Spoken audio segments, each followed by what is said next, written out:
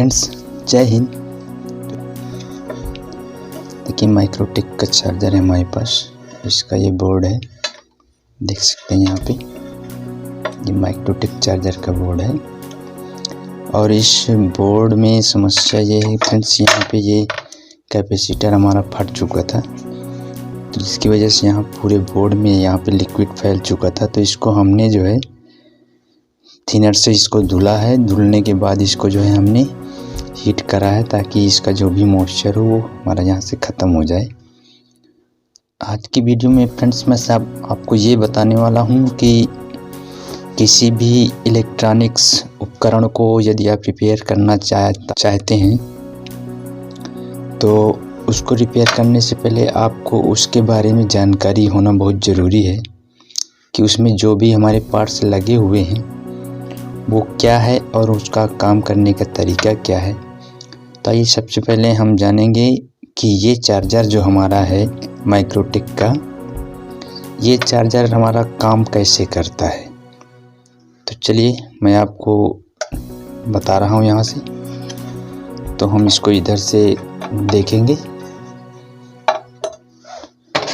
तो सबसे पहले देख लीजिए कि ये हमारा डीसी का पावर, यहाँ से डीसी का सप्लाई जाता है प्लस और माइनस, और यहाँ से जो है हमारा ये एसी का सप्लाई है। यहाँ से इसको एसी दिया जाता है।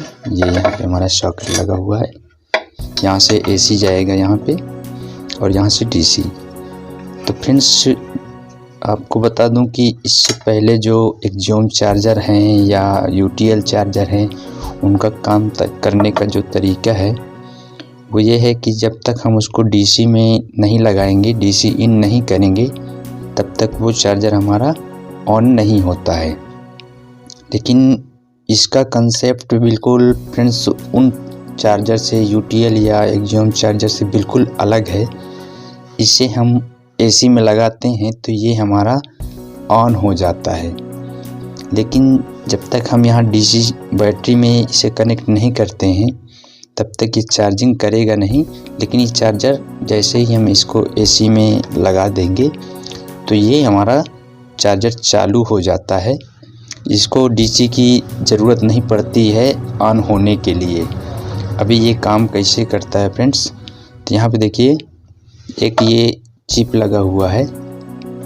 ये चिप फ्रेंड्स जैसे हमारा 3845 होता है सेम वैसे ही ये भी है, लेकिन ये थोड़ा सा उससे अलग हो जाता है क्योंकि इसका काम करने का तरीका अलग है। और 3845 जो हमारा 3845 जो आईसी है हमारा, उसका काम करने का तरीका कुछ और है। चूँकि उसको 12 वोल्ट का सप्लाई दे दिया जाता है और वो काम करना शुरू कर देता है। सेम इसमें भी वही सिचुएशन है कि इसको भी सप्लाई जैसे ही हम यहाँ से एसी देते हैं तो यहाँ पे वाइंडिंग निकली हुई होती है ट्रांसफार्मर में, तो यहाँ से डीसी हमें 25 वोल्ट आउट करता है इस डायोड के माध्यम से। तो ये डायोड यहाँ पे एक ट्रांजिस्टर लगा करके इसको 12 वोल्ट की सप्लाई में कन्वर्ट किया जाता है और ये 12 वोल्ट का सप्लाई इस आईसी को जाता है। लेकिन इस आईसी में ऐसा फंक्शन दिया हुआ है फ्रेंड्स कि जो हमारा यहाँ पे देखिए 3 मॉसफेट लगते हैं इसमें, एक ये और एक ये, तीनों सेम नंबर के मॉसफेट लगते हैं। लेकिन तीनों मॉसफेट का काम करने का तरीका अलग अलग होता है। हमारा ये आईसी जो है एक सिग्नल भेजता है इस मॉसफेट को। जब ये मॉसफेट हमारा ऑन होता है तो ये पूरी तरह से ऑन नहीं होता है। ये बहुत थोड़ा सा इसको जो है यहाँ पे नेगेटिव जाता है इसके ड्रेन पे। चूँकि पूरा जाएगा तो यहाँ ड्रेन सोर्स आपस में शॉर्ट हो जाएगी, लेकिन इसका थोड़ा सा जो है ड्रेन को पावर जाएगा नेगेटिव वाला, जिसकी वजह से यहाँ पे पॉजिटिव हो जाएगा। और ये जो यहाँ पे हमारा फंक्शन बना हुआ है 2 ट्रांजिस्टर को लगाकर यहाँ बनाया गया है, तो यहाँ से सिग्नल जो है वापस इस आईसी को आता है, तब ये आईसी जो है ऑन होता है। ऐसे ये आईसी ऑन नहीं होगा जब तक ये मॉसफेट हमारा सही नहीं होगा। तो इसमें बहुत से हमारे दोस्त हैं जो कंफ्यूज हो जाते हैं, बोलते हैं कि हमने मॉसफेट भी बदल दिए, ये भी बदल दिया और ये रेक्टिफायर भी बदल दिया, उसके बाद भी हमारा ये चार्जर ऑन नहीं हुआ। तो उनके लिए बता दूं, ये चार्जर तभी ऑन होगा जब ये आईसी हमारा ऑन होगा। आईसी में सप्लाई चले जाने से ये ऑन नहीं होगा। इसको ऑन करने के लिए यहाँ से इस मॉसफेट से, जो ये वाला मॉसफेट लगा होगा, इस मॉसफेट से हमें यहाँ से सिग्नल जाएगा इस आईसी को, और तब ये आईसी हमारा ऑन होगा।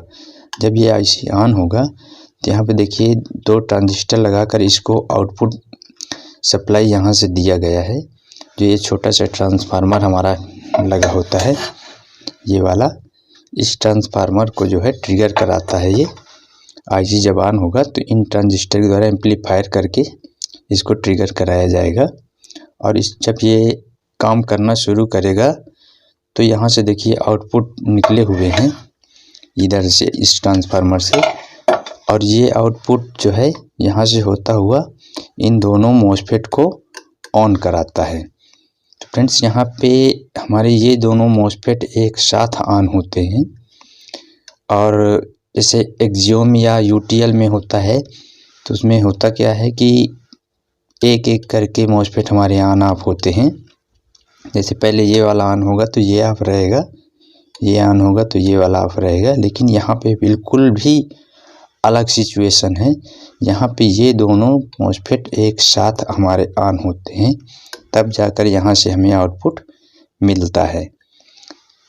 और एक बात और बता दूं फ्रेंड्स आपको कि हमारा जो ये माइक्रोटेक कंपनी ने इसको बनाया है, ये पीसीबी इतना लो क्वालिटी के बनाया है कि यदि आप सोच रहे हो कि यहाँ से कोई भी पार्ट्स हम निकाल करके इसे चेंज करें, तो ये थोड़ा सा हीट अगर ज़्यादा हुआ तो ये जो हमारा पीसीबी में लाइनें बिछी हुई हैं, ये तुरंत ही फूल करके ब्लास्ट हो जाती हैं। यानी कि ये हमारा जो पीसीबी है वो हीट करने से तुरंत ही फूल जाता है, यहाँ पे एयर टाइप बन जाता है, और ये यहाँ से प्रिंट उखड़ जाता है। तो इतना अच्छा कंपनी, इतना ब्रांडेड कंपनी है, लेकिन इन्होंने इतना घटिया मटेरियल इसमें इस्तेमाल किया है इस बोर्ड में कि इसे रिपेयर करना बहुत ही मुश्किल है। क्योंकि यहाँ पे देखिए इतना पतला सा लाइनें बिछा रखी हैं कि ये लाइनें कभी भी ख़राब हो सकती हैं। बहुत पतली पतली लाइनें हैं। यदि आप लोग ऐसे ही देखेंगे तो शायद आपको समझ में भी ना आए कि कौन सी लाइन कहाँ के लिए हमारी गई है। लेकिन फिर भी यदि आप इसे रिपेयर करना चाहते हैं तो आपके लिए मैं थोड़ी सी जानकारी दे दूंगा इसमें कि इसका काम करने का क्या तरीका है। तो यहाँ पे हमने समझ लिया कि ये मॉसफेट हमारे दोनों एक साथ ऑन होते हैं, और ये मॉसफेट जो लगा हुआ है यहाँ से हमें सिग्नल जाता है इस आईसी को, तब ये आईसी हमारा काम करता है। ये तो हो गया हमारा इन मॉसफेट को ऑन करने का तरीका। अभी ये मॉसफेट हमारे ऑन हो गए, यहाँ से आउटपुट हमें मिल गया। अब इसको जो हमारा यहाँ से आउटपुट आएगा, इसको रेगुलेट करने के लिए यहाँ पे देखिए 3 to 4 का आईसी एक लगाया गया है, जो कि इस आईसी को ऑन या ऑफ भी करता है, और साथ में यहाँ पे एम्पियर को मेंटेन करके ये रखता है। जैसे ही वोल्टेज इधर से इंक्रीज होता है यानी बढ़ता है, तो ये जो है यहाँ से आउटपुट इस यहाँ पे देखिए एक इसका लॉजिक कार्ड लगा हुआ है, इस आईसी को यहाँ से सिग्नल भेजेगा। तो ये आईसी क्या करेगा, इस ऑप्टो कपलर को ऑन ऑफ कराता है, जिसकी वजह से इसका जो एसी का जो भी सप्लाई आता है इधर, कभी कभी मान चलिए कि 200 वोल्टेज अभी आ रहा है और अचानक से 220 हो गया या 230 हो गया, तो इसे मेंटेन रखने के लिए ये ऑप्टो कपलर हमारा काम करता है। इस ऑप्टो कपलर के द्वारा इस आईसी को हम ऑफ भी कर सकते हैं। वो जो यहाँ पे हमारा प्रोसेसर आईसी लगा हुआ है ये लॉजिक कार्ड में, ये जो है इसके द्वारा सिग्नल जब इसको दिया जाएगा तो ये इसके आधार पर ही ये जो है इसको ऑपरेट करेगा और फिर ये जो है इस आईसी को ऑपरेट करेगा। तो इस बोर्ड में बहुत सारी समस्याएं हैं फ्रेंड्स। ये मेरे पास रिपेयर के लिए आया। सबसे पहले तो हमने इसका एक कैपेसिटर चेंज कर दिया है और इसको जो भी इसमें लिक्विड फैल गया था हमने उसको साफ करके अच्छे से इसे ड्राई कर लिया है और अभी हमने इसका कैपेसिटर दूसरा लगा दिया है। लेकिन यहाँ पे देखिए ये जो हमारे पार्ट्स लगे हुए हैं ये पार्ट्स चल चुके हैं फ्रेंड्स। तो इसका नंबर जो है यहाँ पे इसका ख़त्म हो गया है नंबर। तभी मैं इसको रिपेयर करूँगा। फ़िलहाल मैं इस बोर्ड को आपको थोड़ा सा समझाने के लिए ले रखा हूँ। इसके बाद मैं इसे रिपेयर करूँगा और आपको उसका भी जानकारी मिल जाएगा कि मैंने कहाँ पे क्या चीज़ लगाया है। चूँकि यहाँ पे इनका नंबर जो है ख़त्म हो चुका है, जल चुके हैं। तो मैं इसे जब रिपेयर करूँगा तो उसका भी वीडियो मैं आपको दे दूँगा। और ये फ्रेंड्स यहाँ पे जो ये आईसी लगा हुआ है ये आईसी का नंबर भी इसमें सही से समझ में नहीं आ रहा है। लेकिन मैं इस आईसी को बहुत जल्द जो है पता करूँगा ये आईसी का नंबर क्या है और इसका काम करने का तरीका क्या है। तो इस पर भी आपको वीडियो जल्द ही मिल जाएगा। फ़िलहाल मोटा मोटा समझ लीजिए कि यहाँ से जो है इसे एसी दे दिया जाएगा तो ये हमारा जो चार्जर है ये ऑन हो जाएगा।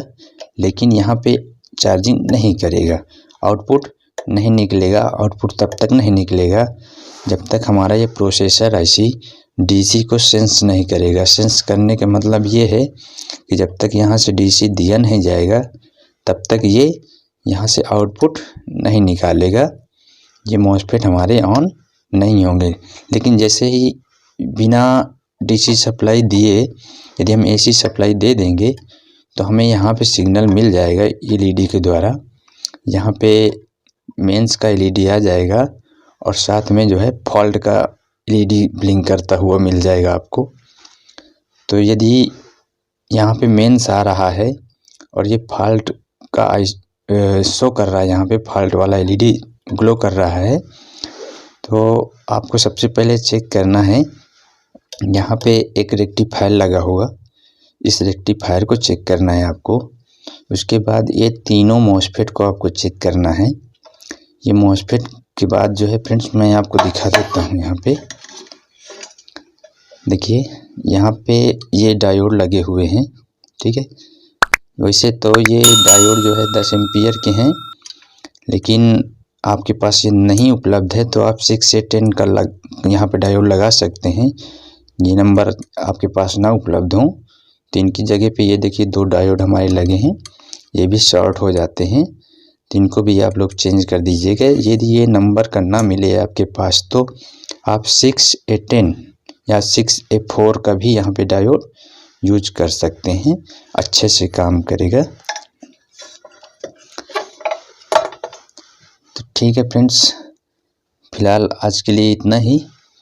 फिर मिलेंगे, हम इसको रिपेयर जब करेंगे तो आपको उसका वीडियो हम दे देंगे कि हमने यहाँ पे कौन सा रेजिस्टेंस और कौन सा ट्रांजिस्टर यहाँ पे लगाया है, तो आपको जानकारी मिल जाएगी। फ़िलहाल इतना आज के लिए रखते हैं फ्रेंड्स, मिलते हैं फिर किसी और अच्छे से जानकारी के साथ। तब तक के लिए जय हिंद।